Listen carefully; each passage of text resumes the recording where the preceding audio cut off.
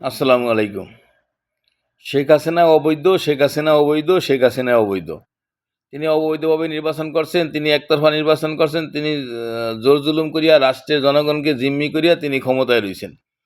তা আমার প্রশ্ন হইল, শেখ হাসিনা যদি অবৈধ হয়ে থাকে, তাহলে সে যে ৪ ট্রাম নির্বাচন হইছে, ৩ ট্রাম তিনি যে ৮ এ, ১৪ তে, ১৮ তে, ২৪-এ ৪ ট্রাম, ৮ এর নির্বাচনে সকল দল অংশগ্রহণ করছে, ৮ বাদ।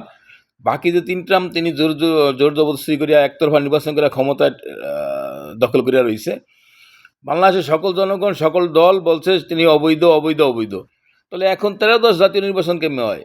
যদি তার ৩ ট্রাম তাহলে তো ১০ম জাতীয় সংসদ নির্বাচন হওয়ার কথা। তার মানে ১৩-১০ যদি জাতীয় সংসদ নির্বাচন হয়ে থাকে, তাহলে তার নির্বাচনকে বৈধতা দেওয়া হয়েছে। তিনি যে ৩ ট্রাম যে জোরপূর্বকভাবে একতরফা নির্বাচন করছেন, সেটারও কিন্তু বৈধ দেওয়া হইল।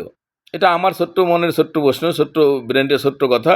আপনারা চিন্তা করে দেখেন, যদি ১৩ জাতীয় সংসদ নির্বাচন এখন হয়, তাহলে নিশ্চয়ই শেখ হাসিনার ৩ ট্রাম তিনি যে একতরফা নির্বাচন করছে এককভাবে, কোনো দল অংশগ্রহণ করে নাই, সেই নির্বাচনকে বৈধতা দেওয়া হইল।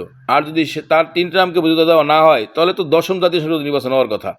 আর এখানে ভুল ত্রুটি আমি কতটুকু বলছি জানি না, আপনারা এটা আমাদের জানেন। শেখ হাসিনা অবৈধ হয়ে থাকলে তার ৩ ট্রামে নির্বাচনকে অবৈধ করতে হইব, ওইটা নির্বাচন হয় নাই। তাহলে তো ১০ম জাতীয় সংসদ, তাহলে ১৩ জাতীয় সংসদ নির্বাচন কেমনে হয়?